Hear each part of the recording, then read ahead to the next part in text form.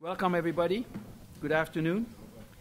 Distinguished guests, colleagues, ladies and gentlemen. My name is Joseph Parody. I'm a professor emeritus at the University of Toronto. I'm also the executive director of the Center for Management Technology and Entrepreneurship. It's my honor to moderate this last event of our conference. And the six panel members here, and I will introduce them in a moment, have been asked the same question. How would you regulate industry in the 21st century? The way we will proceed is that each panel member will speak for 10 minutes, and at the end, there will be some questions accepted from you. So let me start then by introducing the panel members from my far left coming in. Professor Ethan Shesniski. I know, I practiced it, and then I got Shesniski is the Sir Isaac Wolfson Professor of Public Finance at the Hebrew University in Jerusalem. He received his PhD from MIT, taught at Harvard, and served as a visiting professor at Stanford, MIT, and in recent years at Princeton. Professor Shesniski made contributions to the theory of technical progress and economic growth, theory of income taxation and public goods, and a theory of firms' behavior in the presence of inflation and adjustment costs. In recent years, his research focused on social insurance and markets for annuities and on behavior public economics bounded rationally. To his right is Mr. Shaul Meridor. He has just finished 11 years at the Ministry of Finance. In the past 3 years, he has been the Deputy Director of the Budget Department for the infrastructure. He was involved in the Shesniski Committee, the natural gas policy, export, etc., the electricity reform, the train reform, and so on. He studied philosophy, politics, and economics at the Hebrew University here. Next to his right is Professor Rajiv Banker. Dr. Banker received his Bachelor of Science degree with the highest honors from the University of Bombay, concentrating on mathematics and economics. He received several academic awards, including those for standing first at the Bachelor of Science examination at the University of Bombay. He received his doctorate in business administration from Harvard, concentrating on planning and control systems. Dr. Banker is internationally recognized as a leader in interdisciplinary research in management. He's received numerous awards for his research, including awards for notable contribution to the management accounting literature and notable contribution to the governmental accounting literature by the American Accounting Association, and the Best Paper Awards at international conferences all over. He has published more than 150 articles in prestigious research journals, and is cited over 500 times each year. To his right is Professor David Gillow. Professor Gillow is currently serving as the Director General of the Israeli Antitrust Authority. He has also served as a member of the Antitrust Tribunal. He's associate professor at the Buchman Faculty of Law at Tel Aviv University. His research is in the fields of antitrust law, industrial organization, regulation, and law and economics. He's received several awards and grants for his research, including the John M. Olin Prize in Law and Economics, the Net Institute, the Israel Science Foundation, and the Sapir Forum of Economic Policy. Next to him is Professor Nicole Adler. Nicole is an associate professor at the School of Business Administration at Hebrew University in Jerusalem. Her major research interests include applied game theory to the fields of transportation and multinational business networks and data and development analysis, a multi-criteria performance measure. She's currently participating in a European Union finance consortium investigating the economics of change in the air traffic management sector and has undertaken research financed by the European Union, the Israel Science Foundation, and various government ministries. She also acts as a consultant and has undertaken research for the Ministries of Transport in the Netherlands, Norway, the European Union, the Israeli Civil Aviation Authority, and the Japanese high-speed rail Shinkansen company. To my left is the member of the Knesset, Professor Avishai Braverman. He is the chairman of the Economic Affairs Committee, and he was elected to the Knesset in April 2006. He served as a member and then as the chairman of the Finance Committee, and later as the Minister of Minor Affairs, now in opposition. Professor Braverman places an emphasis on economic growth, social justice, and fair competition. Prior to his joining in Israeli politics, Professor Braverman served as president of the Ben Gurion University of the Negev, October 1990 to March 2006. He succeeded to bring the university out of the debt and to a debt-free condition.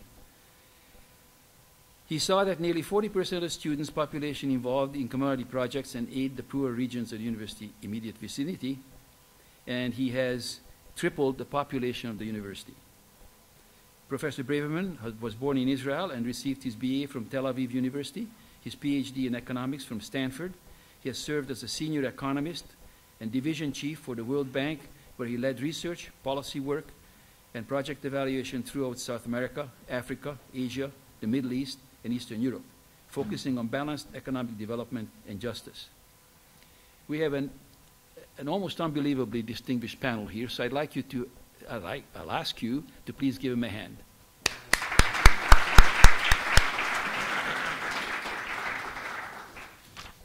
So the order of speaking will be starting off with Professor Szeszyński. I'm getting this right. And each of them will speak for 10 minutes, and then we'll have questions and answers.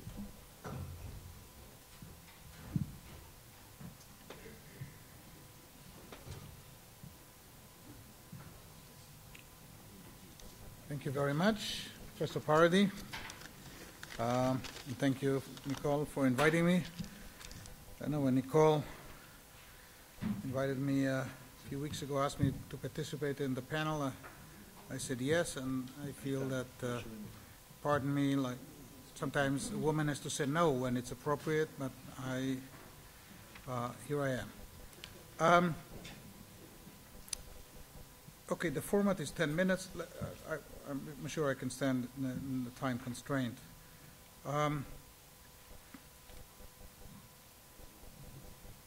Life has been much simpler early on when I was studying and teaching early on, and now the issue of regulation is becoming increasingly more complex, and I'm certain it will come out during the discussion today.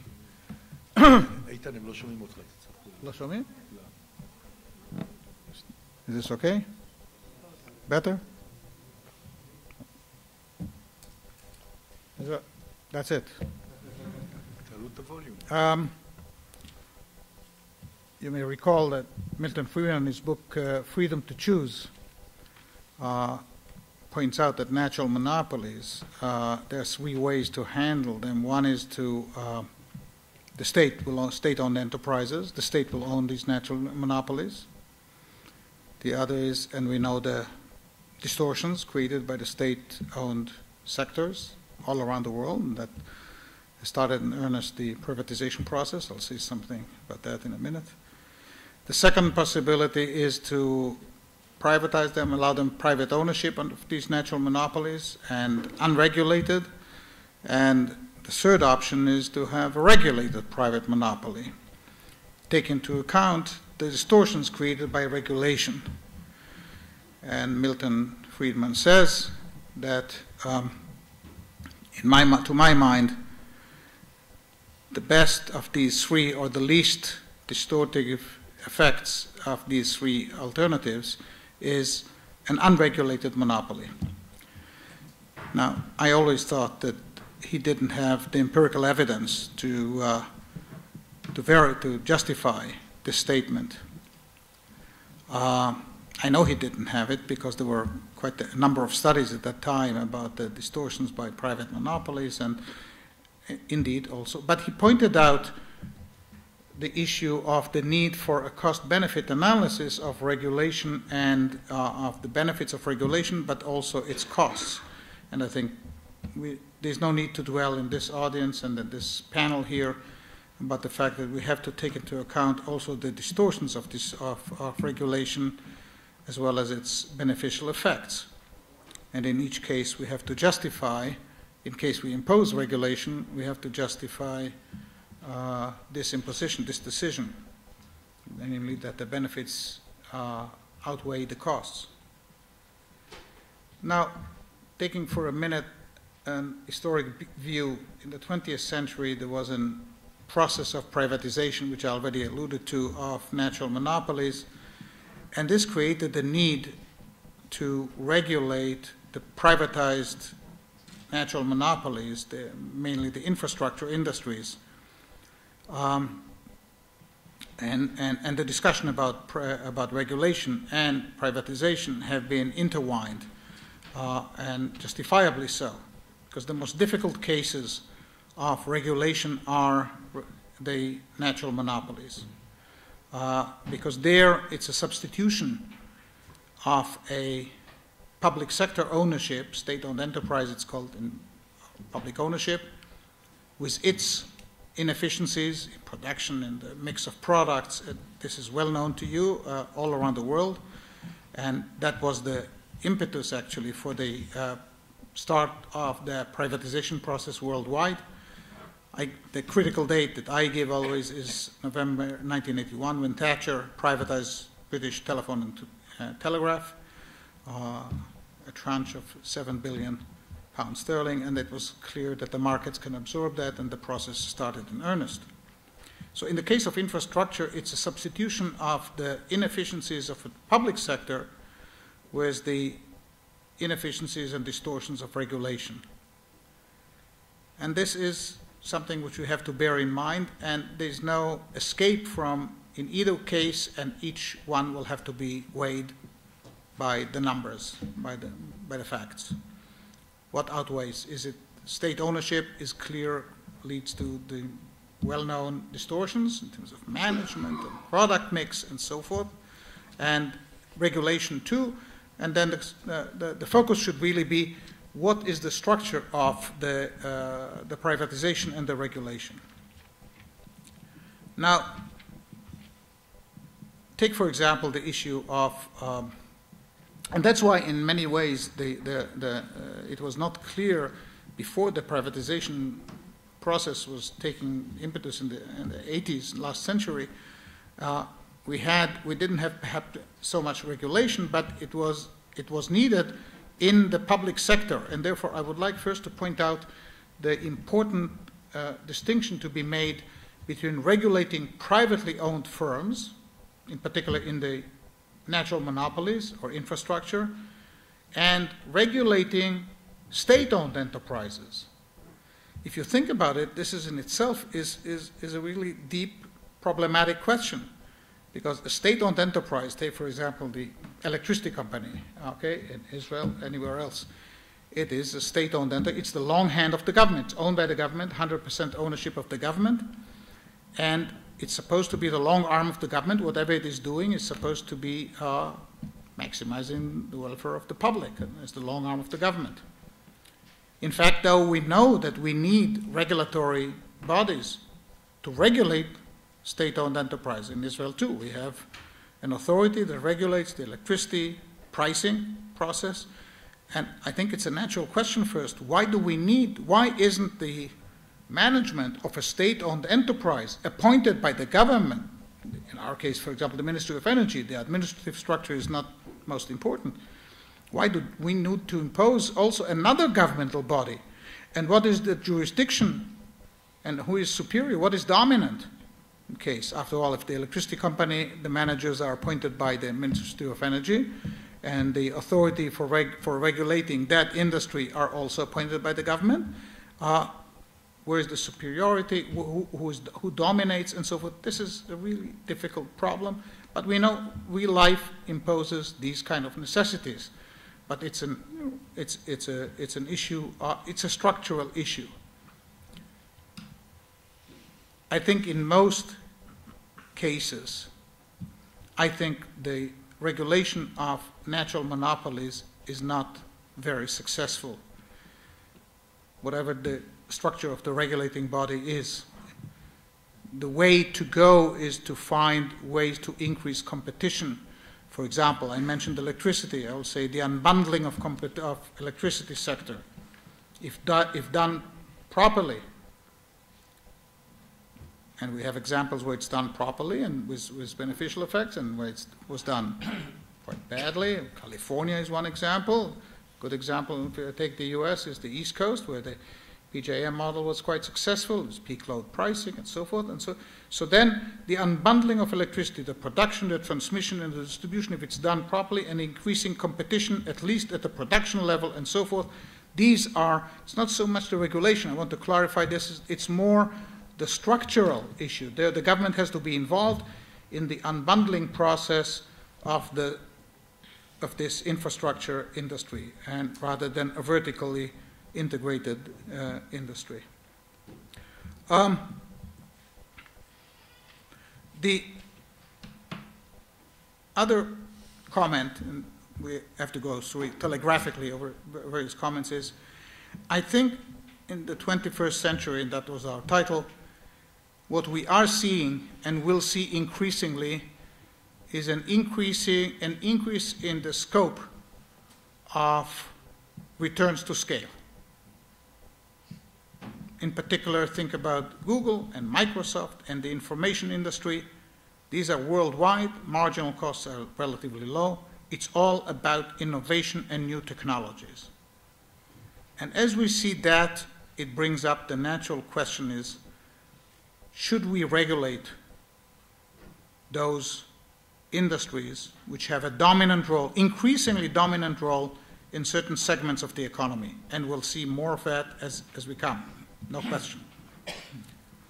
That's the nature of information industry. For example, should we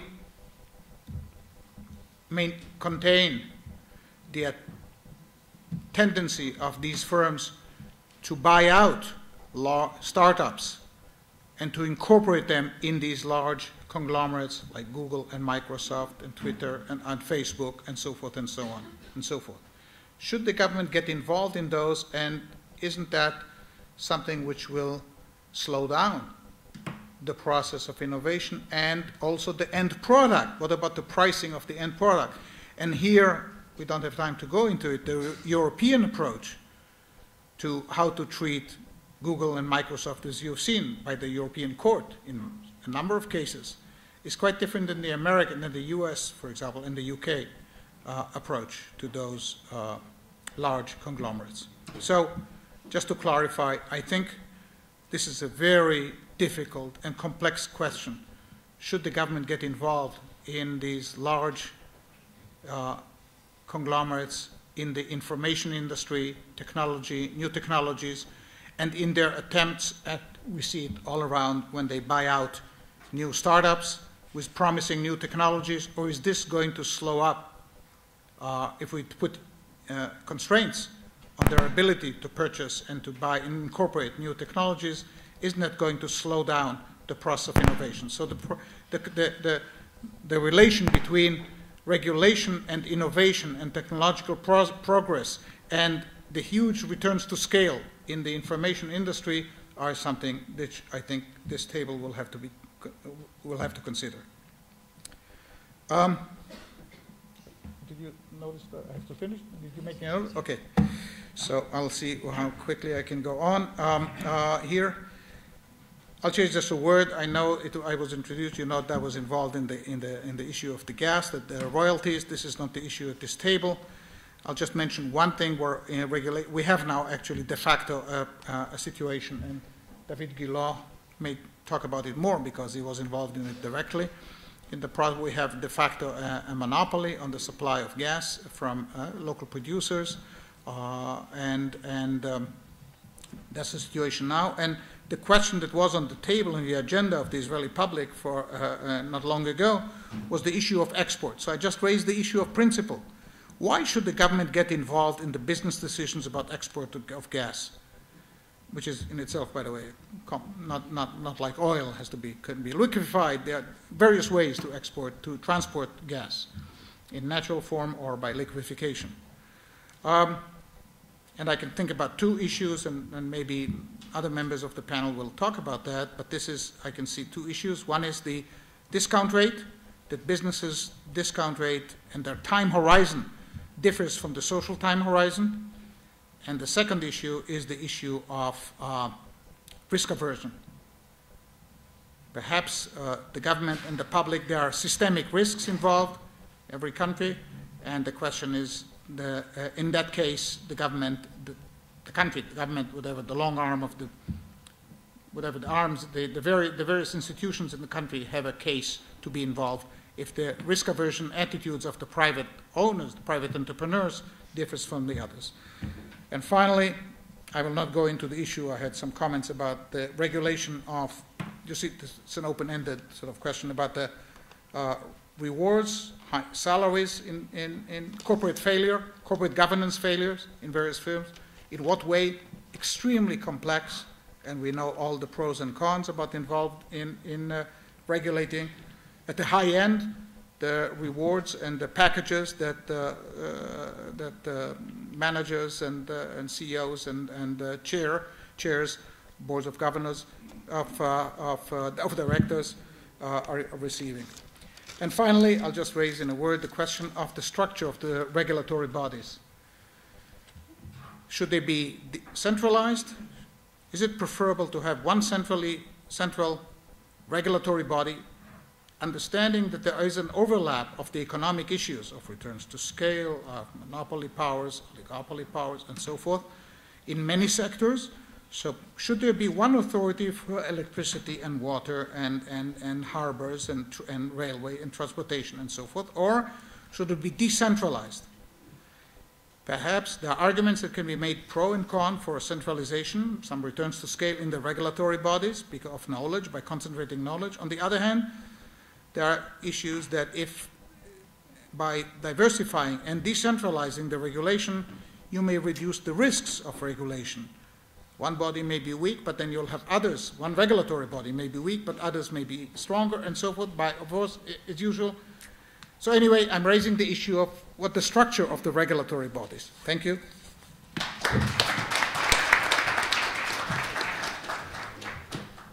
Thank you, Professor Szczeciński. And next up will be Professor Gilo.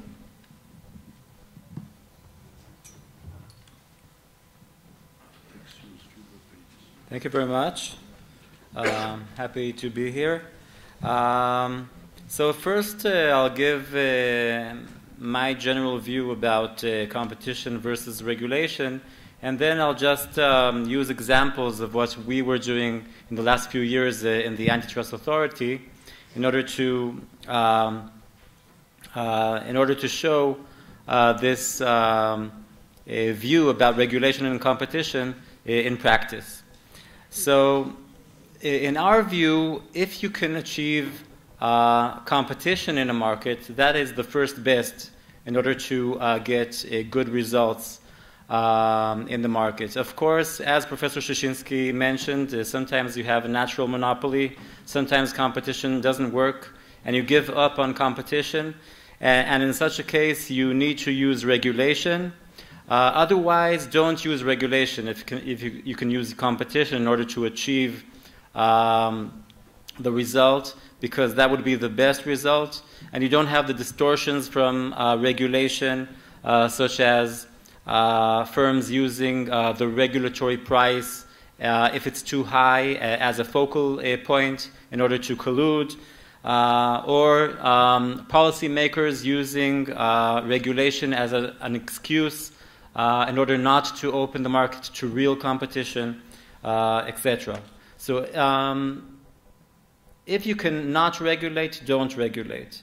If you have no choice but to regulate, then you have to regulate in a way that to the largest extent mimics a competition. You have to try to mimic what would have happened in a competitive market using all kinds of benchmarks, methodologies, etc., with minimal distortions. So now I'm going to briefly use a few examples in order to show you how we implement this sort of strategy in practice. The Antitrust Authority has two roles in this respect. First, we're an advocate of competition vis-a-vis the government, and second, we're an enforcer of the Antitrust Act. As an advocate, our role was recently formalized by the Concentration Act that gave us the ability and obligation to advise the government about the effect on competition and concentration of its actions. So here, this is our role as advocate. We have no veto powers over actions in this respect. We just advise the government with regard to the transfer of government assets to private hands. It could be the selling of a government-owned company. It could be a license. It could be a franchise or a BOT contract, etc. When the government does this, when it transfers an asset of the government to private hands, then it needs to consult with us regarding the effects of this on overall concentration and on market competition or market concentration, where the advice regarding overall concentration is vis-a-vis a committee headed by me. It's not only me. And with regard to competition, the advice is given by me to the government agency, by the Director General of the Antitrust Authority to the government agency. We have also used this role as advocate before the Concentration Act. So, for example, we wrote a letter to the ministers in charge of the electricity market that we believe, and our analysis shows, that total separation of ownership and control between transmission of electricity and generation of electricity is the only way to achieve real competition in this market. Transmission, as Professor Shishinsky mentioned, that's a natural monopoly, transmission of electricity, whereas generation of electricity could be the subject to competition, and indeed there are competing generators of electricity, but it's very difficult for them to compete with the monopoly, with the electricity company, when the electricity company can use its control over the transmission in order to hinder the ability of the rivals, the rival generators, to compete.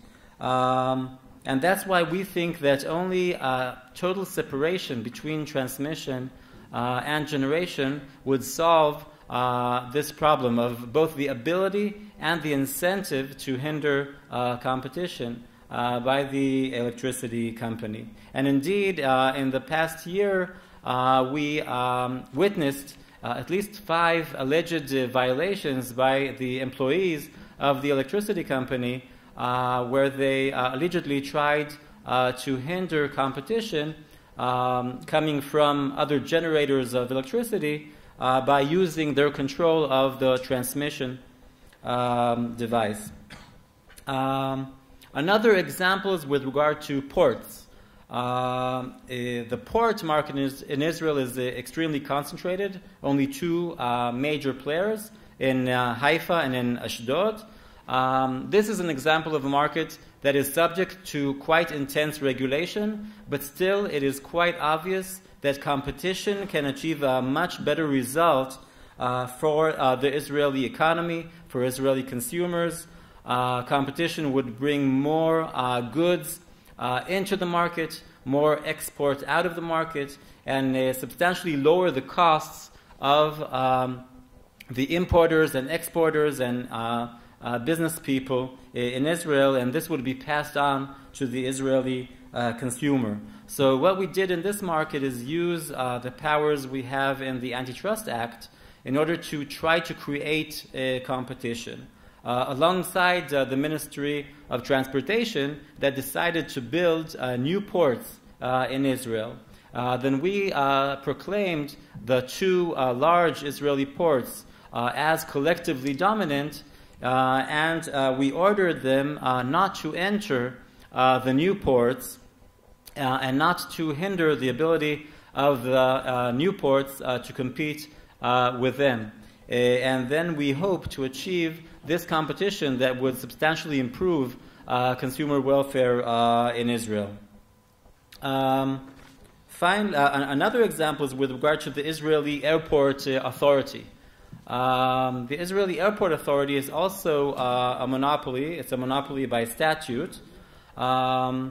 And inside the airport, there is room for competition. There could be competition between entities inside the airport over services that, for example, airlines or consumers need.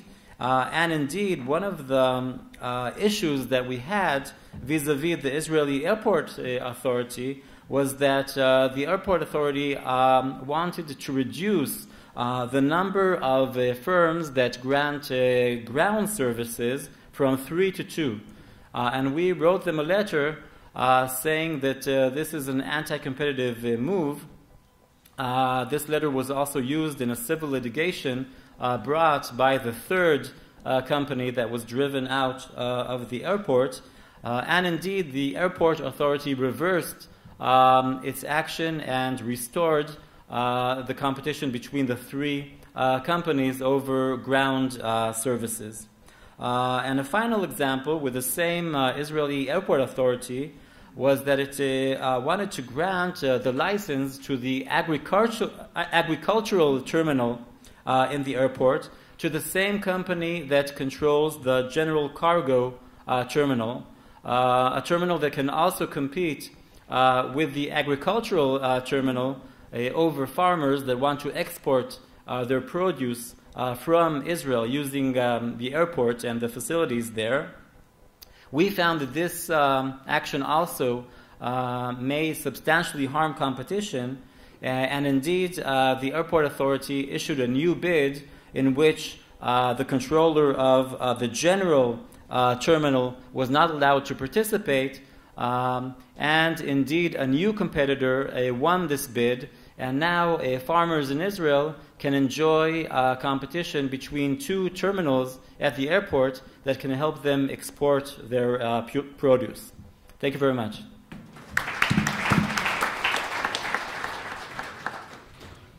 Thank you. Our next speaker will be Charles Meridor. Good afternoon to everyone. Thank you for inviting me. I'm going to make two remarks, I think, on Israeli regulation. One is on the structure. I think Professor Shishinsky mentioned it, and the other one is on how pricing should be done. Start by talking about the regulations structure, and that's just a theme. It's not real. The real thing is much harder. But look at the things here, the gas reservoirs as example, or the gas facilities. Every circle is another regulator telling them what to do. And I think most of them are asking, who is my regulator? Who should I listen to? Should I listen to the gas regulator or to the electricity regulator who tells me not to sign this contract with the electric company, or maybe to the antitrust authority that tells me not to do that? And what happens if they don't say the same things? It happens every day in a lot of things. And I think one of the things we need to focus on in Israel is the jurisdiction. Who does what? And in Israel, at least in the energy sector we're talking about, we have a lot of jurisdictions that the same people have same jurisdictions, and as a result, as I said, the Ministry of Energy can say one thing, and the PUA, who's the electricity regulator, could say the exact opposite. And there's a private sector company sitting in the middle and saying, okay, what should I do? And I think one of the things that if you want to have a good regulation in Israel, you have to put the things in place. And you have to have a ministry who does policy making, doesn't act in the pricing or the planning or the standards, which are purely professional things that professional people should do in the regulator section. And these regulators should do what the ministry says. In Israel, I'll be gentle. It doesn't always work this way, and I'm very gentle. So I'll take some observations on these issues. First of all, the regulators have to understand that policy is binding. They can't take the policy of the government as something that if they want to, they do. If they don't want to, they find ways how not to do it. I know that many regulators in Israel have a problem with it, but I think otherwise it just can't work. The other side of this is that the government or the ministries should understand that no political interference should be in the regulators' work. Once the government says, for example, that the policy in the electricity sector is 20% reserve of electricity, and I'll explain in a minute why the government and not the regulator should take this 20% reserve and act as if it's a decision he has to have it to come into life. And I think I'll talk in a minute about the gray area, which is quite big. But the reserve, I think, is a good example, because the reserve, eventually it says that we're going to put 10 billion shekels on something that we mostly won't use. But we need it for days or weeks or hours of summer or winter, in which if you don't have it, we won't have electricity. It's not something that this risk assessment is not something the regulator should do.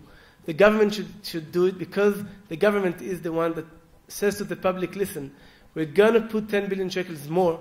You're going to pay more of electricity bills only for you to have certainty that you'll get electricity all year. Okay? But the other thing is, once it's set, the political, the ministry that's in this sense can say, well, but you don't raise the prices, because it doesn't work. You can say we want reserve, but no one will pay for it. Either you put money or you don't put reserve. And I think in Israel we have a lot of confusion on who does what, and it should be very clear. I think we must adopt an English version. We heard it all over the OECD. When we asked, we went to the OECD to see what they do in many countries. That's the Britain expression, but I'm sure it's all over. And we asked them, what do you do? How did you write the law so the minister or the ministry won't get into this and that? And the only thing they said is, what do you mean? It's not done. It's not written by law. No one wrote it in a law. It's just not done. The minister knows he can't get into the pricing, period. And the regulator knows that once the government said 20% reserve, he has to bring it for 20% reserve.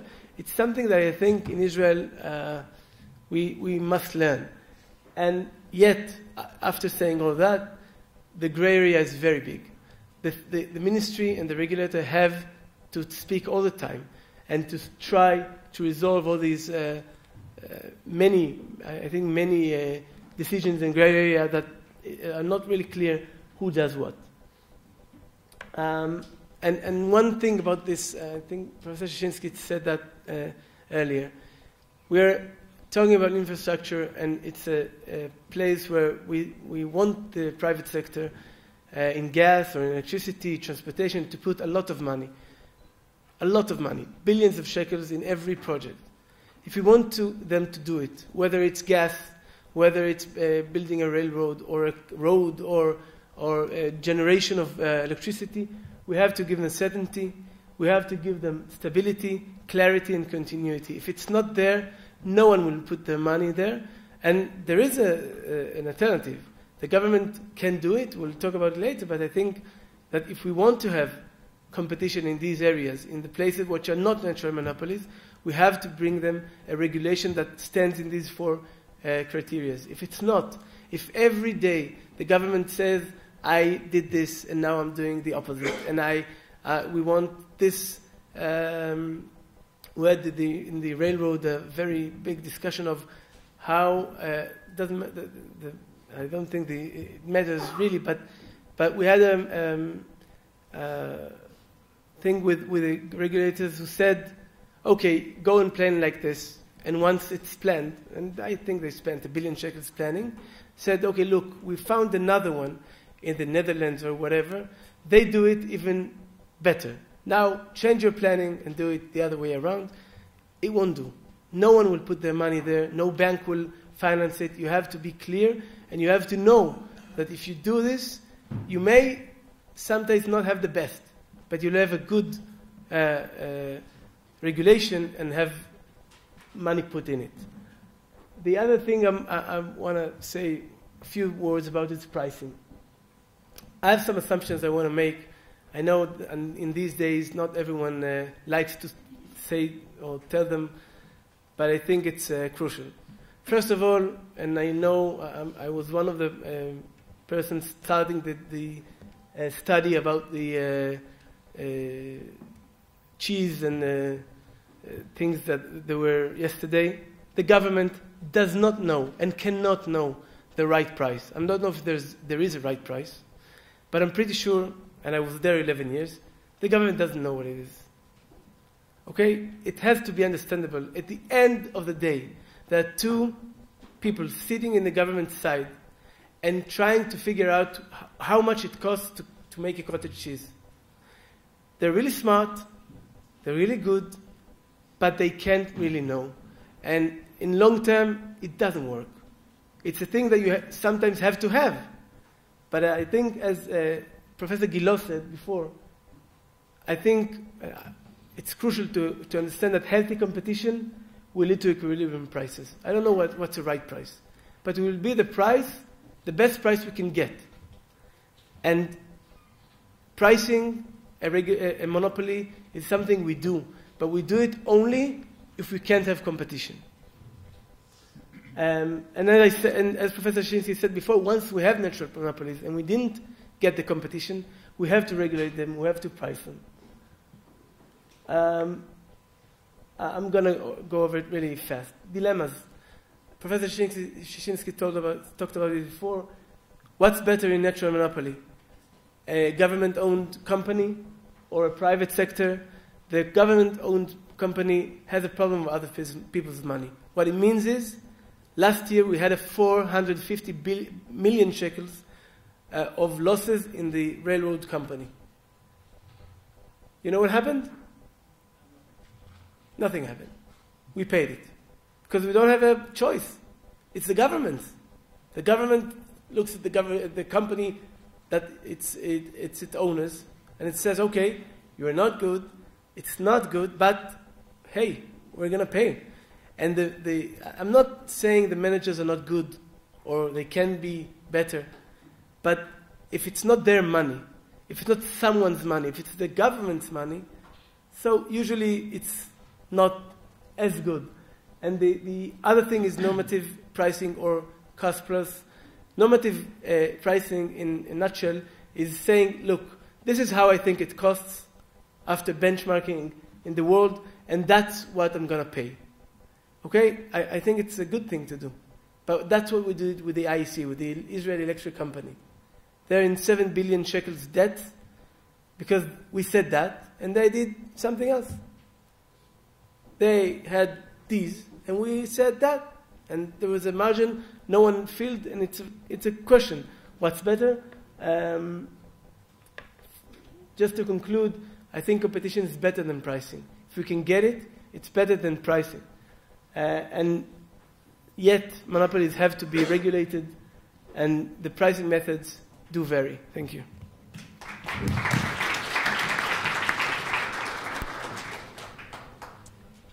Next up is Professor Nicole Adler.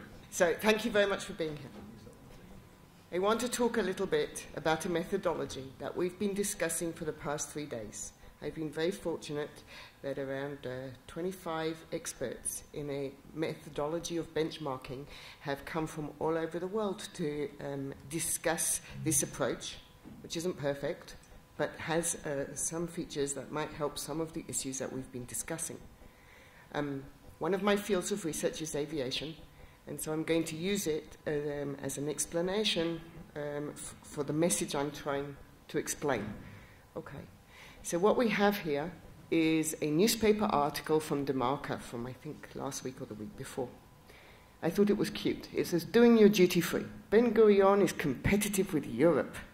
Okay, and they compare the quality of the shops at Ben Gurion, London, Heathrow, Berlin, and Rome, and so on. And it is like reading, what are the impacts of regulation? Okay, London Heathrow Airport has a single till price cap. That means that the government comes along and looks at all of their revenues. It doesn't matter whether it comes from the airlines and the aviation side, or whether it's coming from us buying a bottle of perfume in the shops. If they make another £1 on the perfume, the price cap lowers and the airlines pay less. Therefore, the variety of shops, well, I can't remember her name. The lady that wrote this article was complaining that they really weren't very good. Not in comparison to Ben Gurion. Okay, why is Ben Gurion offering you way more sales and quantity and quality? Okay, because they are dual till price capped. In fact, they're not even price capped. The government sets the price of the airport for the airlines, full stop. So the government apparently does know the price. And then the money made on the commercial side goes into the pockets of the airport, which can then be used to do whatever the airport would like to do. And the more revenue that it produces, the more important it is within the government. So you can read the way companies behave, and if they are regulated, you can see that behavior in the results. Regulation is clearly very important. I would still argue, of course, that if you can have competition, then you don't need to regulate. Maybe we're all better off, okay? But you have to have sufficient demand in relation to the costs of production. So if you want a bunch of ports, you need to have the demand that will keep all of those ports going.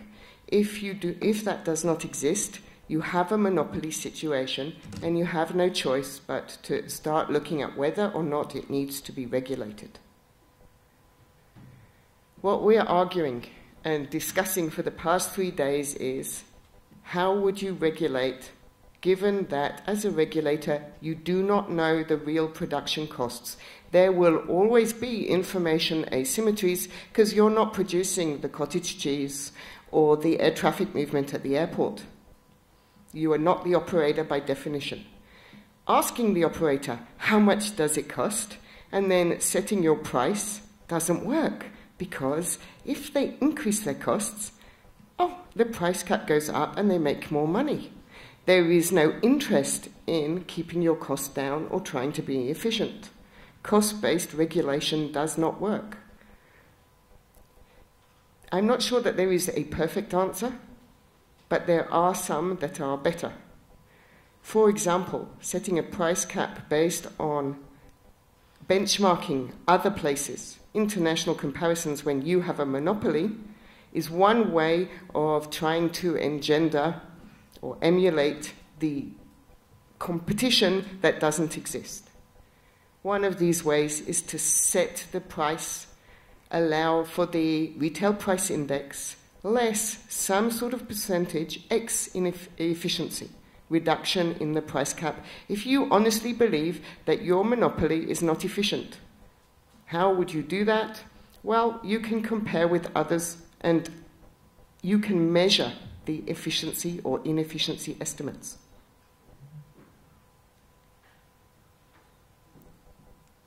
Okay, so just to explain, show you 2 examples of benchmarking. The antitrust authority looked at the Norwegian airport system. They have 50 airports for 5 million people because it's a very, very long country, very cold, roads are not great in winter, you need lots of extra capacity. In 2003, they made one company run it all, and it's been cross-subsidized, a bit like, exactly like Israel. It's practically free to fly to Eilat. It's very expensive to fly to Ben Gurion because they have to cover the costs of Eilat.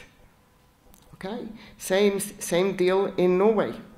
But they watched their costs increase from 2003, from the date they produced this company, to 2009 in an alarming fashion. And they were wondering whether whether the system that they have was sensible.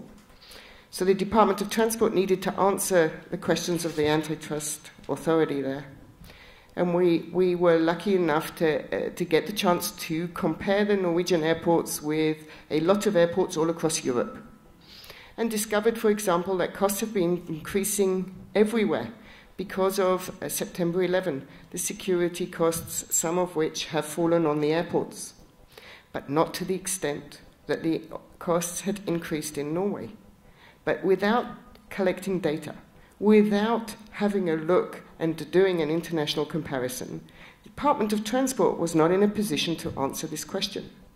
We also learned a very little interesting thing. We found pockets of efficiency and pockets of inefficient airports. And we really wondered why. We sat down with the company. It turns out that every summer they sat in geographical regions discussing their budget for the next year.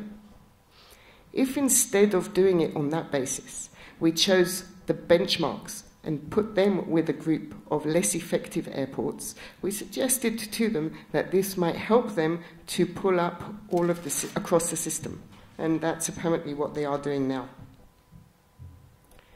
Another piece of work, we looked at all of the larger airports across Europe and Australia in order to try and understand what type of regulation would be more effective.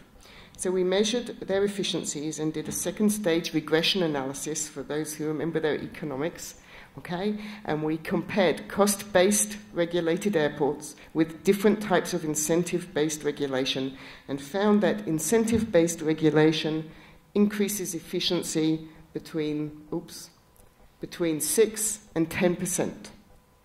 Therefore, governments should not try to look at the costs of the operators. They should try to benchmark and set the prices independently. My last comment is I was lucky enough to work with Giora, who is the head of the Israeli Civil Aviation Authority, during the process whereby they decided to sign the Open Skies Agreement with Europe that we signed in the summer. And he wanted to know what would be the impact of deregulating a market for the Israeli carriers and for the general consumer surplus. And what we have here from a 500-page report is one table, okay? And I'll try to explain. We used applied game theory. We modeled airlines, multiple airlines flying from Israel to many parts of the world. And from that, we computed consumer surplus. Okay, try to understand how would this impact the consumers in Israel. This is only the Israelis, and it will have an impact of around 150 to 300 million dollars per year. That is consumer surplus that draws from the producers to the consumers. Deregulation is a good thing for Israeli society. It also has a positive impact on tourism industry because we expect that the prices will come down, the frequencies will go up, and around 7% more tourists coming from Europe, across Europe. Approximately another $100 million a year. However, of course, there's always a downside. This is very dangerous for the Israeli producers, the Israeli carriers, who are going to have to work very hard to become a little bit more efficient than they currently are if they want to survive in this market. But the impact of deregulating the airline markets to Europe is in the region of $300 to $450 million a year to Israeli society. So, only regulate if you need to, where there is no competition.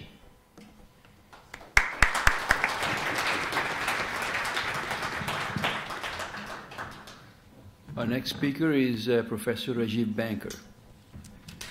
I was asked to talk about benchmarking and regulation in the electric power sector. As you already heard from our three distinguished policymakers already, many of the issues are very salient and described at some length by them. So instead of repeating just what they have said, I'm going to put on my teacher's hat as a professor and try to explain some of these concepts to the many students who have gathered here today. I do a lot of work as far as benchmarking is concerned. What is benchmarking? The key idea underlying benchmarking is that you want to continually improve your performance. And in order to improve your performance, you can't just afford to simply look back at yourself. You've got to look out and compare with others, find what's the best way to do things, and try to adopt some of the best practices that might exist outside. So I worked with companies in improving the performance of their software development teams. I worked with companies in the retail sector as far as managing the retail stores are concerned. I worked in banking, hospitals, in pharmacies, and the like. But in these cases, we look at private companies voluntarily comparing performance of their different organizational units with one another so that they can learn from the experiences and the superior performance of some of their organizational units. And the methodology that we have developed over the years is one that helps us identify such efficient operations. The interesting element is in now taking these private sector innovations to the public sector. And some of the research that I've been doing with Professor Ana Lopez in Brazil, we've been looking at the power sector in this fast emerging economy.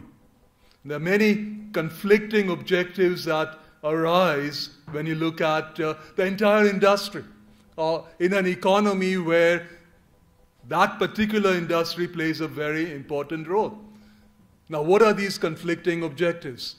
Well, for one, the way the technologies are changing and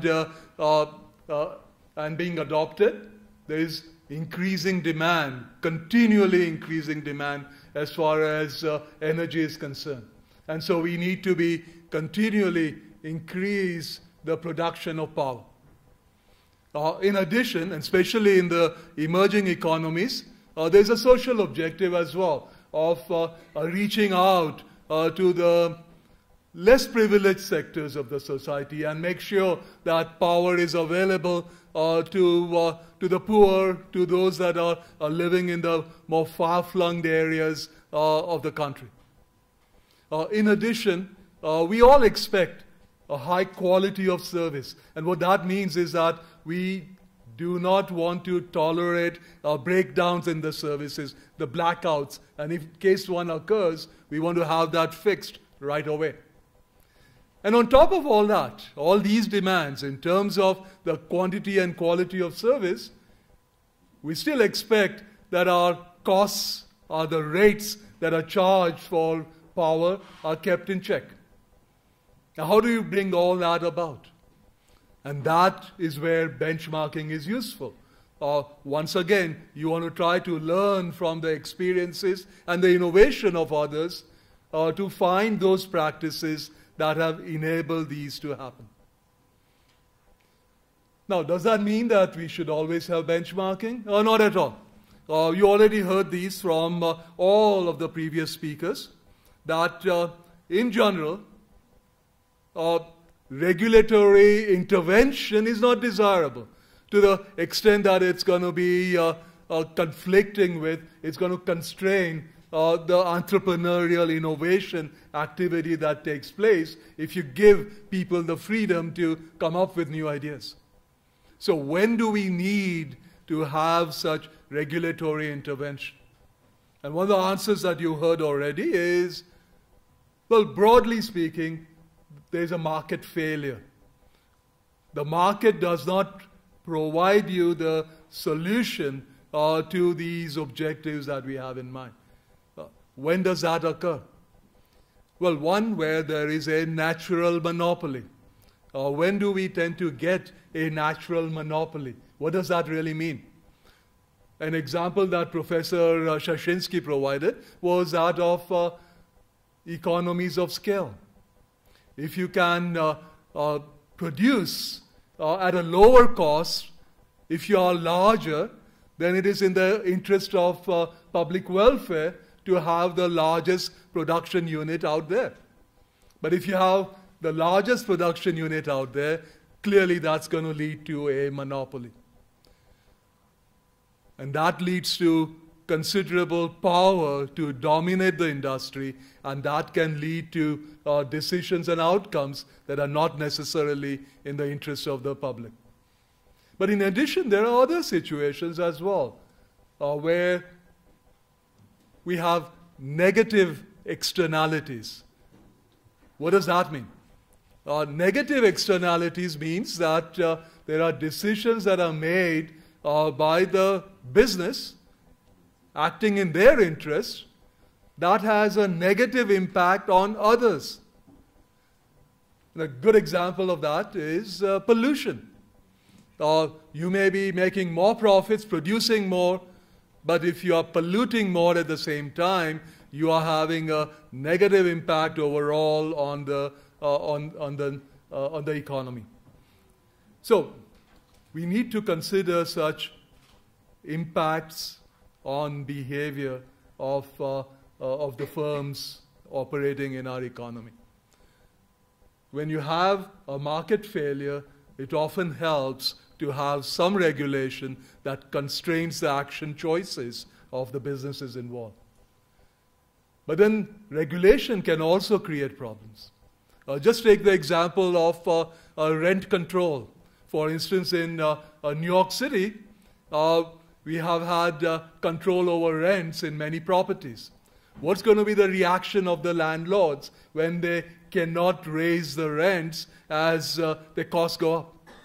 Well, naturally, one of the things they will do is stop fixing the problems that arise in the apartment. They're not going to invest anymore in those properties at all because they're not going to get the return on that. And that is the problem. You cannot simply cap the price at a level which is not going to provide the return to the businesses to operate. And therefore, there has to be this balance that has to take place. And this is where, once again, intelligent regulation comes into play. Now, one of the ways that the panel described earlier in the electric power sector is that there is a lot of restructuring that has been taking place, especially in the 21st century. As far as the electric power industry is concerned, we tend to think of it as just the power that, well, we receive and we consume. But there's a whole value chain that enables that. First of all, electric power has to be generated. Then it has to be transmitted to various cities and towns and concentrations of population. And then from there, the last mile is taking that power and reaching out to the consumers' homes as such. Or, for that matter, businesses and industries that need to use the power for production. These three parts of the value chain are not all alike. And you heard the idea here that we need to be restructuring the electric power sector in order to separate out generation, because the generation of electric power lends itself to be placed in a market setting. And how does that occur? Because in the case of generation, we don't have a natural monopoly.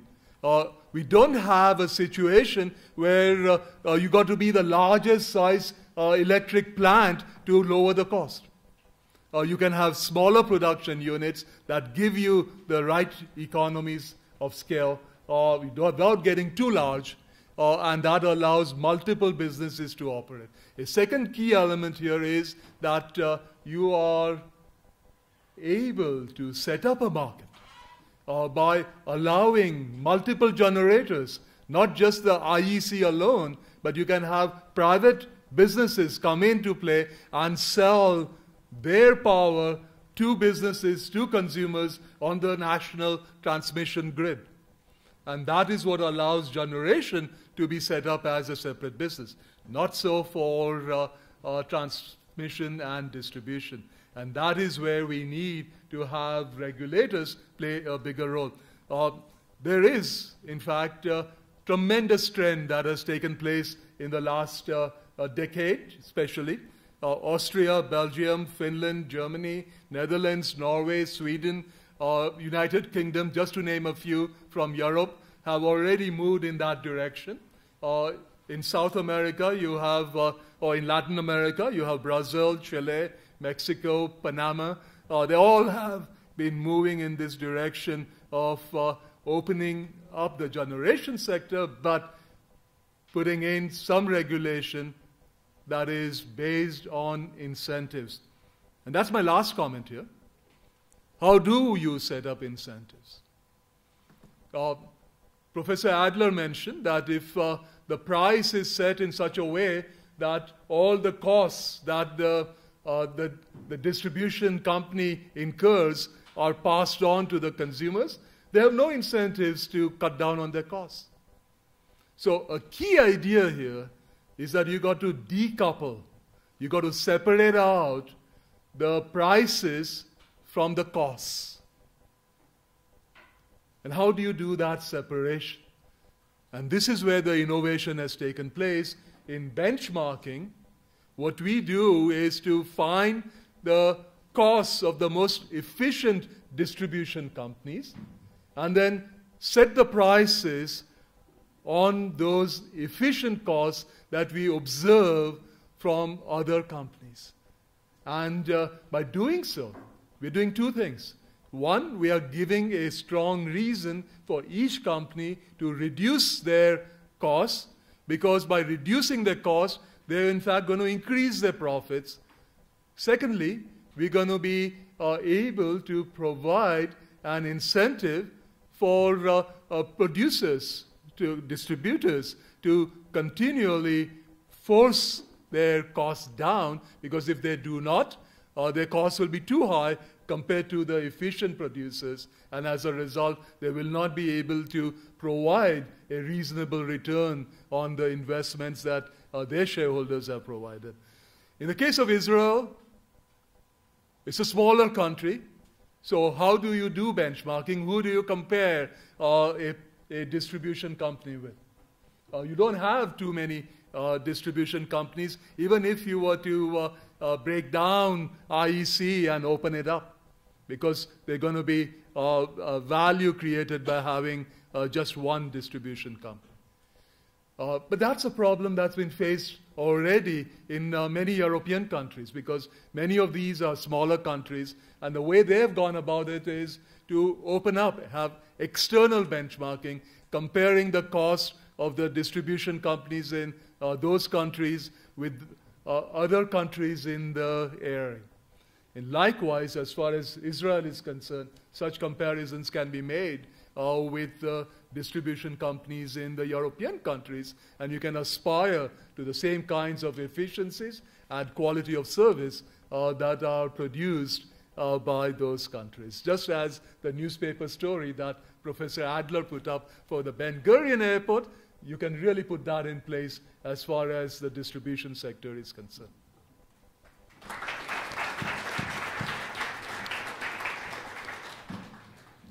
Thank you. And our last speaker is Professor Avishai Braverman.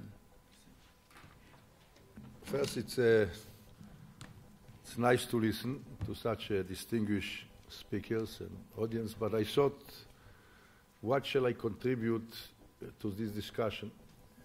And the truth of the matter, in 2 weeks I'll be 66, and I spent some long part of my life about policy and economics.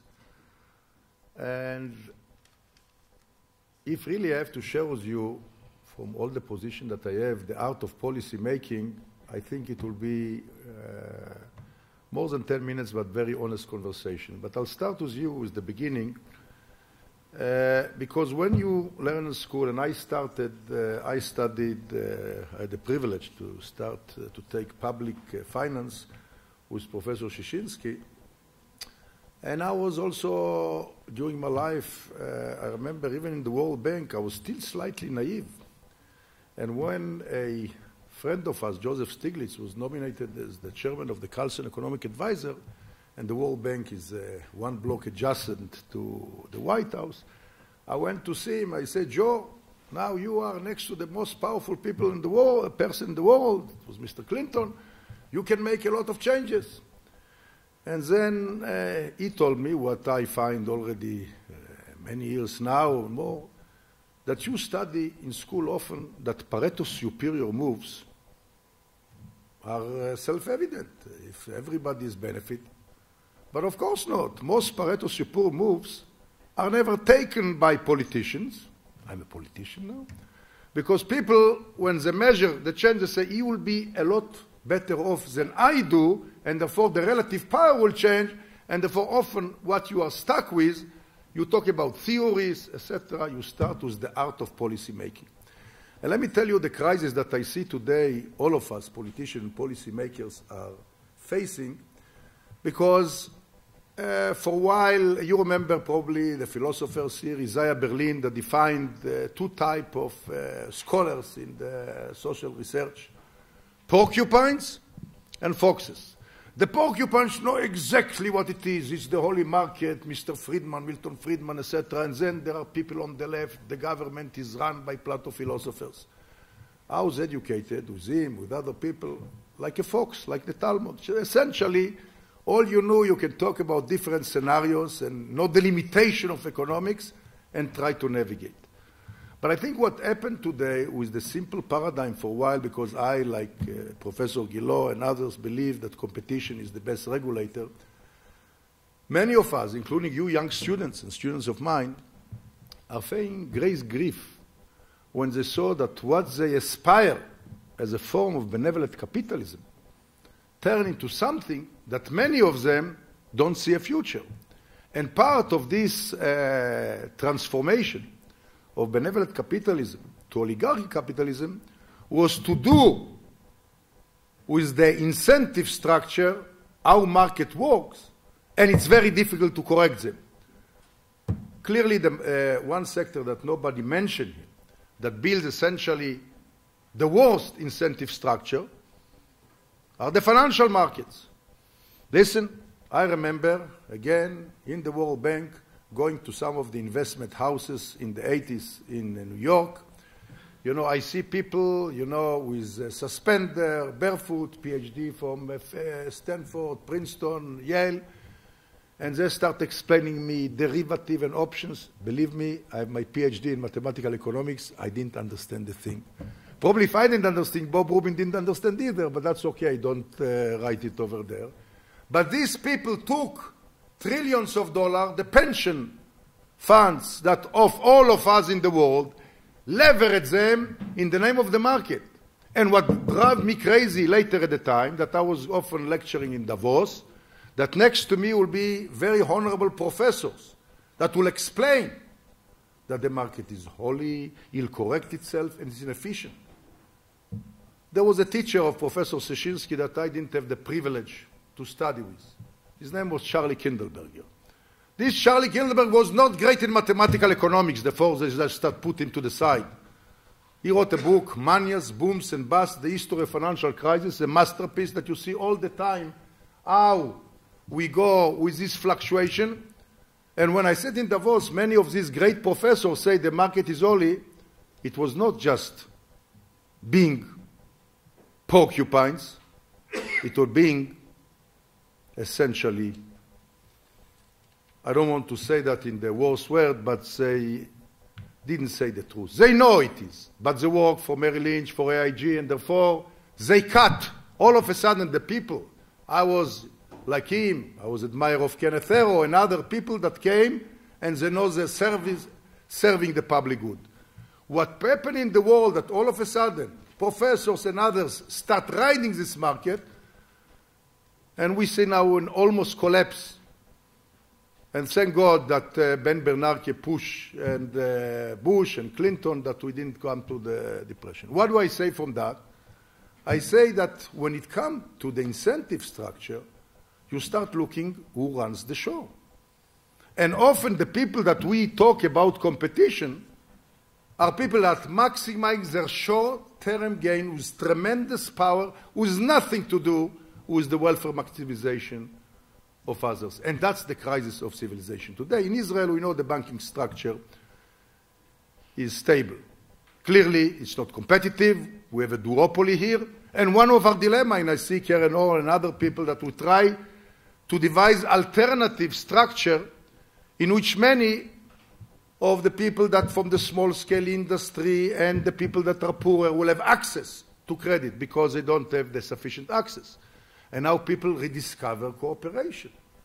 So I say, why only few people that take such enormous salary? And I say to all my friends, I was also offered to be chairman of a bank, nobody of you is a great professor. Nobody of you is a great football or a soccer player or high-tech guys. You don't have market in America. So why do you take 30 million or 20 million? It's not competition, it's power. Because the owners that leverage most of the money took themselves 100 million. So the others, some move from the finance ministry, some move to the army, take 20 million. It's nothing to do with competition. And therefore, the battle today is how to correct that, and then people say, let's rediscover cooperation. Like this young woman here, that she is one of the best in the social protest, and she has helped. One thing I learned in my life, I was in the 80s in Washington, Ronald Reagan put this phrase, policy is personnel. Because the failure in Israel, when we tried to have cooperative bank or others, we started like that. What happened after a while, some managers took a ride. We talk about the failure of the public, the state corporations, they took a ride, and therefore we move to the private market. Now we see the private market doesn't deliver in many things in the banking sector, so we have to create a cooperative bank. But you know why cooperation fell in Israel? Tourism took the kibbutzim. Some of you heard about the kibbutz. Why the kibbutz went to a tremendous crisis? There was only two reasons. One, because there was a free rider, because every kibbutz take a loan based on mutual, ערבות הדדית, David, how do you say that? Mutual dependence. Mutual dependence on each other, and there was a free rider. The religious kibbutz didn't have any problem because they really managed it well. And the other, that you still have to have some values. Now, if we want to create, now many of the young people are desperate to create something new. She is one here. But one of the structures here is how to do it, learning from the past. And the key issue, I saw some of companies that run like cooperative in the world that are multi-billion, are tremendous. I always want to see who is the chairman, who is the CEO, because if you have people whose ethics at the top, and it's tough, then in addition, the incentive structure works. Now we come to the parliament. You know, we sit here. First, I want to salute Professor Shishinsky, not because I'm a friend of his, and, you know, I always hate him, because when he used to come to Stanford, he had the chutzpah, you know what's the word chutzpah, to call me at 4 o'clock in the morning that I'll pick him up, because I was a student of him. But I forgive him. You know, if it was not for Professor Shishinsky, you know what happened? Noble energy, the market, only the market is holy. Noble energy, and thank God, find gas in Israel. And of course, it's good that we didn't find gas for 65 years. You know, corruption, the Dutch disease, I don't want to go for that, will never come. But then Noble Energy came and said, we have to get a lot of royalties. Otherwise, we leave you poor, you will stay poor Israelis without us. And of course, you have the power of the world. Mr. Clinton himself was a lobbyist for Noble Energy. And he came to the great ministers of Israel. I was minister, but not at this time. And of course, who doesn't listen to Mr. Clinton or Mr. Blair, whoever you hire for a few dollars?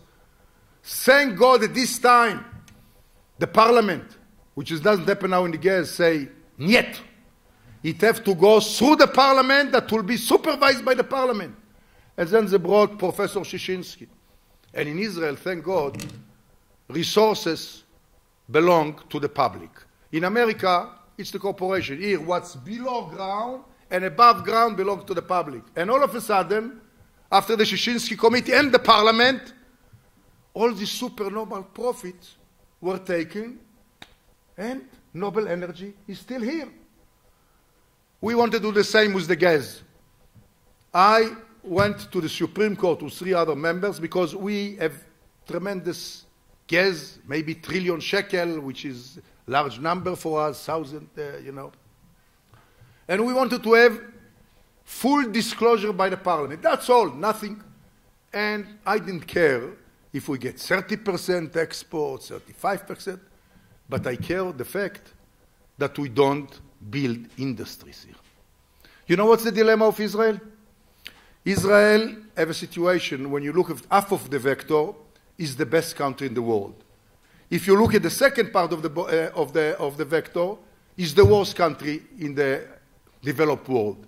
And since I was educated on economics, that you look at all the vector, and I look at most of the young people in the future, I'm worried about that. And I was expecting, and I didn't see that in the rules that the government put, that because we find gas, and you know our problem is that though we have high growth and low unemployment, and we are best in startups, we are one of the most unequal society, the poorest in the OECD.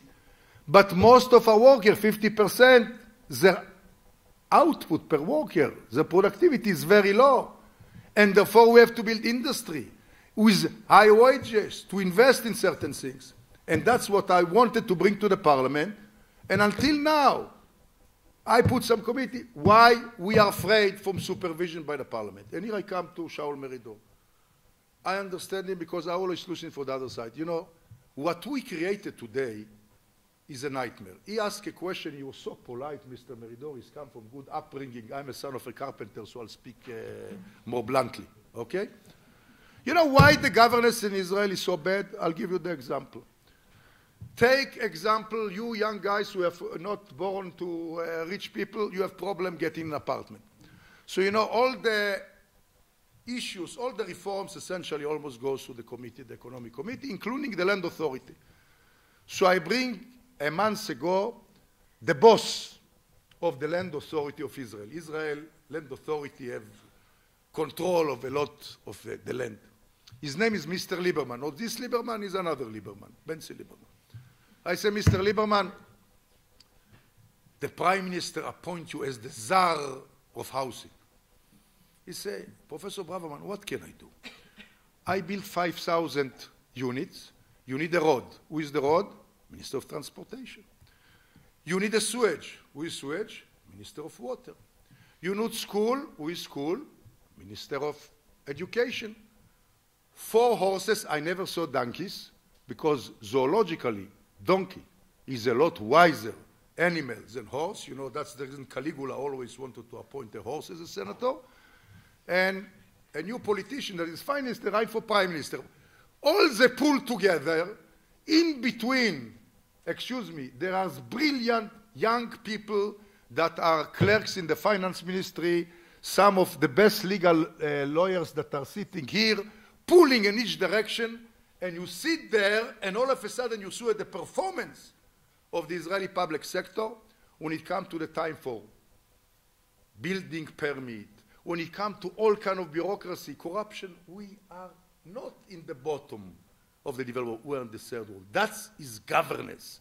Governance means to me not the bullshit that was coming in this election, if we have 2 regiments of ultra-Orthodox, or 1.5, of 24 ministers, or this.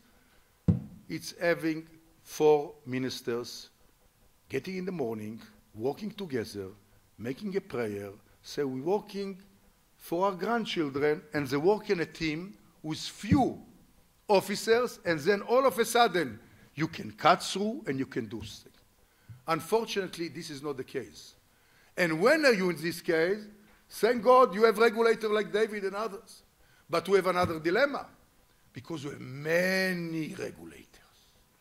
And some of the regulators are not independent like David, because David is a distinguished professor. He comes and he goes. There is no leverage on him. Many of the regulators are people that are sitting under the ministers. They are clerks, and they really not regulators. So all of a sudden, when you come to the committee, it's always great.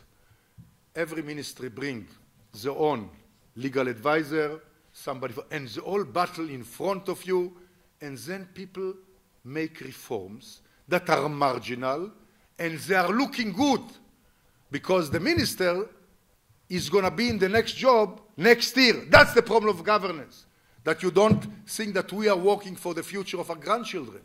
And this failure, how can it be corrected? It has to be corrected a few people to do it differently and simplifying this structure. Now, on the case today, after so many years, he work of that so many years, Mr. Meridor, we may have this year reform in the electrical company. Our chairman of the finance committee, they came to me and they say, it's coming. And I say, okay, let's do it. No, I think somebody at the top didn't want to do that. It's not the unions. I know the unions, they wanted to do a deal. Then came another deal, another deal. Now finally, the unions want to do a deal. The people want to do a deal. Let's do a deal, because the deal won't be first best. It won't be first best. Maybe it will be 7 best. But finally the timing is right, and all I'm afraid often that some people try to be holier than the Pope, and it's very easy in Israel to say that the problem of Israel is the electrical company. Believe me, this is a marginal issue. It has to be solved. But this is not the case. It will be solved tomorrow. And I want to remember to the people that know better than me the electrical utility. I often go to LA. You know, California did the worst mistake, because we had a recommendation. I know if it was during Shaul time or before time, that we say we're going to break the electrical company to so many companies that will be private in generation of power. Thank God that the bureaucracy stopped us. Because Arnold Schwarzenegger did that, California was a mess, and he is not anymore the great hero of the governor of California. Yes, it's good that we privatize some of the competitor, but we have a solid, strong, some people you have to change some wages in the way, but we have a solid structure to compete with. And then we have around that to do the distribution and the other things, and it's ready. What is needed? The wisdom to move forward. I can talk to me, I'm doing with David now everything, me and David now, we are partners. There is the cost of living in Israel. You know that the cost of living in Israel, for some reason, it's the highest in the Western world. You go to Berlin. In 2005, we've been at 10, 15%, you can correct me, I don't remember, lower than most capitals in the West. Today, we are a lot more expensive in most products than New York, than Miami, than Berlin, Zurich. Why? There's something happened between 2005 and 2013. Competition flourished, and few companies become mammoths, conglomerates.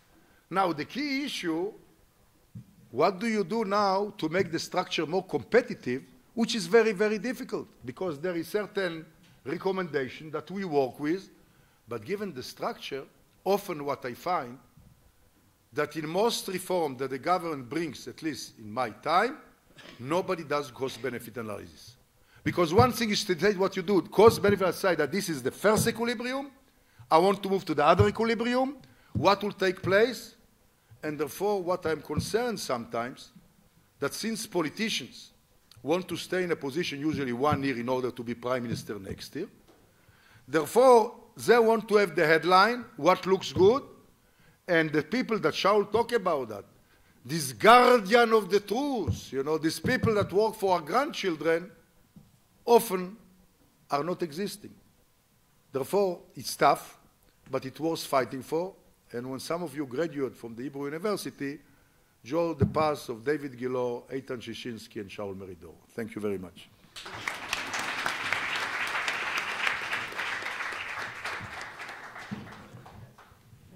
Well, I want to thank all 6 of our experts on the panel. The only problem we have is we've got 7 minutes for all the questions you might have. And my sense is that that's not going to be enough for whatever you want. So I would suggest that we'll do maybe 3 questions, and then we run out of time. Now, Oren, where are you? Do you have any mics? You got a mic. Okay. So, who's the first one? No questions? We get to the bar sooner. Yes. Eitan, you remember the party I invited you in 1976? My wife is inviting the party tonight as well. You can come. So let's go.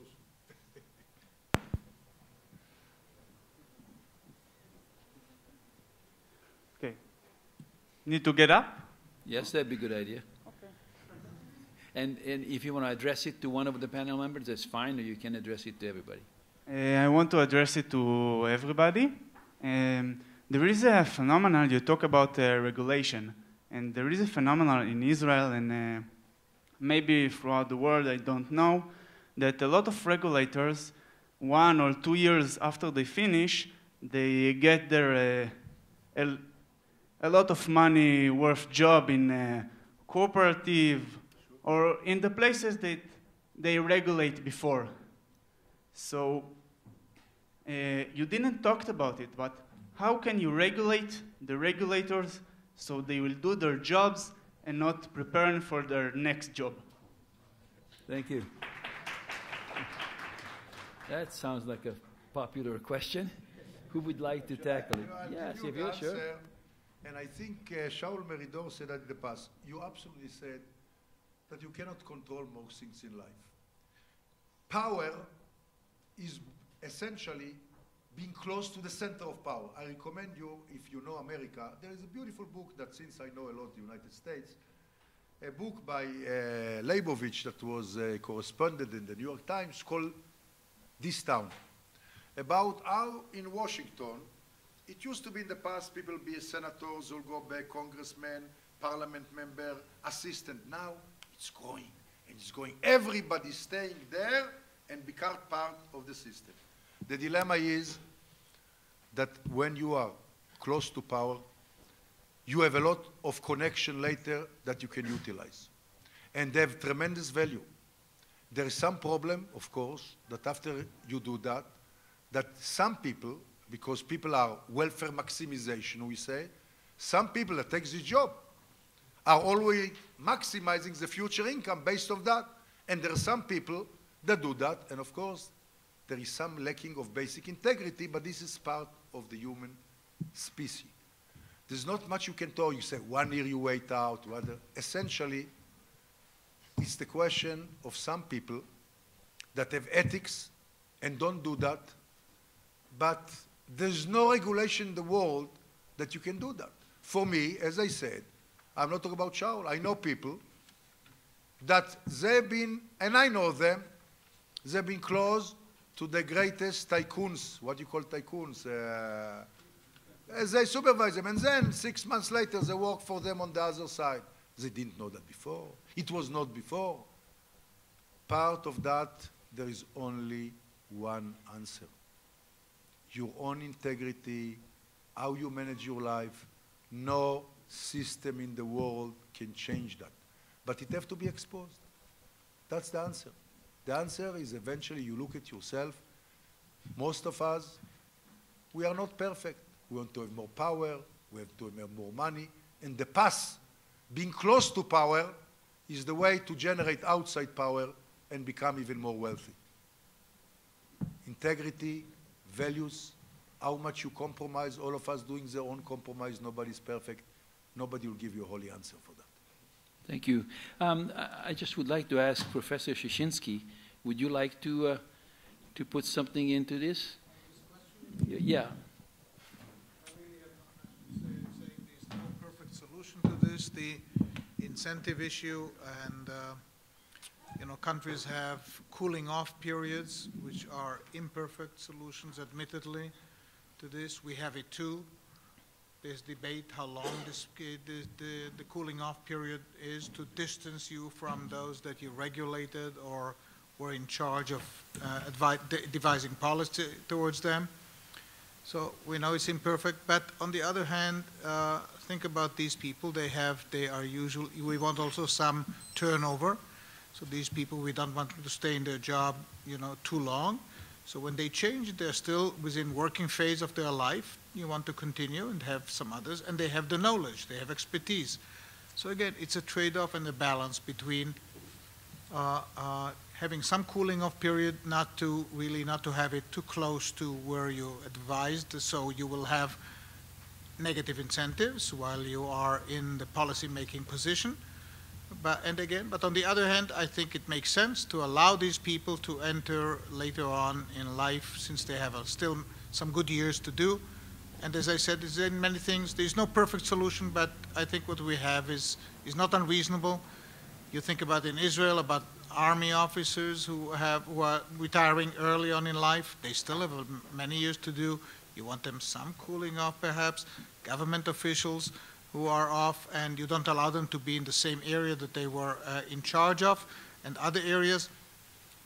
You try to distance the next job from the previous one in time and by the occupation.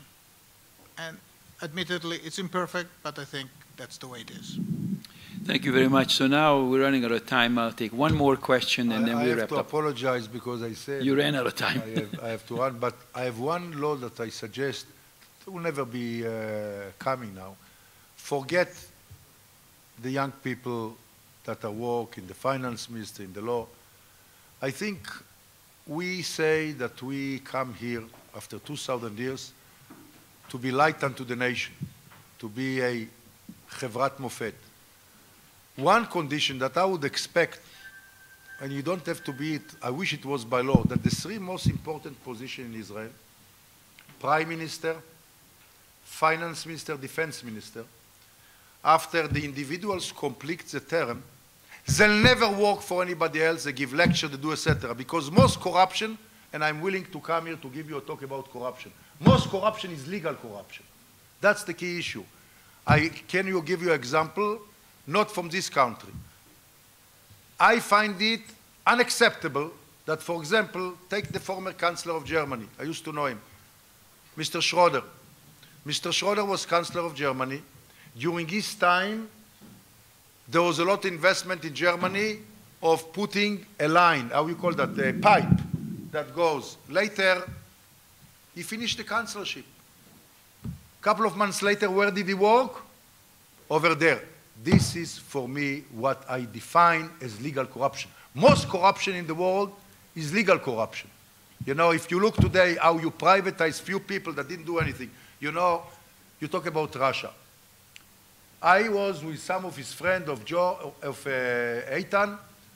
My last job, I did a conference in Budapest, September 1990, 1 month before I started Ben-Gurion, whether to do price reform or institution reform first.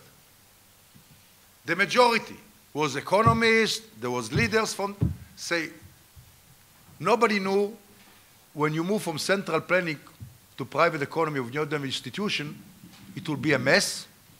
But some of us, Ero, Stiglitz, myself, say it shouldn't be allowed, we first build an institution.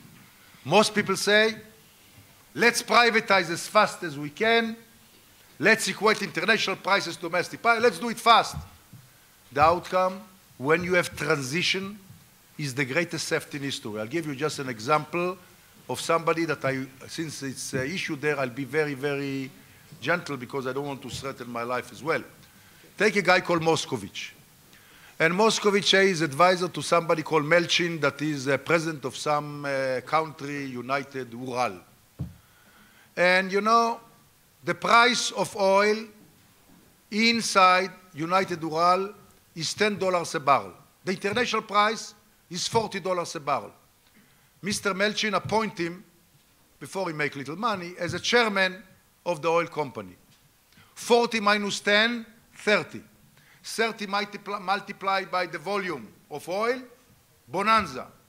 Some of his coffins are full, some of the coffin are Melchin full, and then Melchin drinks something, goes, he's not anymore the president of the Ural, and he asked the help of Moscovich. Moscovich says, so sorry, there is somebody else called Mr. Mutin. I am with him. He buy a football company called Melchi. He comes and buy the biggest yacht in the world. He worth $40 billion. What a great businessman. He comes here every Christmas and he celebrates. Greatest corruption in the world is legal corruption. And therefore, when we come and we preach about people that are stealing little things, the key issue is moral leadership. And I would like the three most important people in this country, when they go to office, they will never work for anybody else. They can make after whatever the lectures and do other things. What you need is to lead by example. And people say they try to find the best incentive structure. And Shaul Meridor said that. When I came to Stanford, a young man, I went the first time in my life, 24 and a half, I never was on an airplane, and I start studying these externalities. And we have a debate. There was revelation of preference, how to create incentive structure, and the example was you drive on the road, and the road there is a piece of stone, when a rock, when the car comes, he doesn't pay to stop, he continues.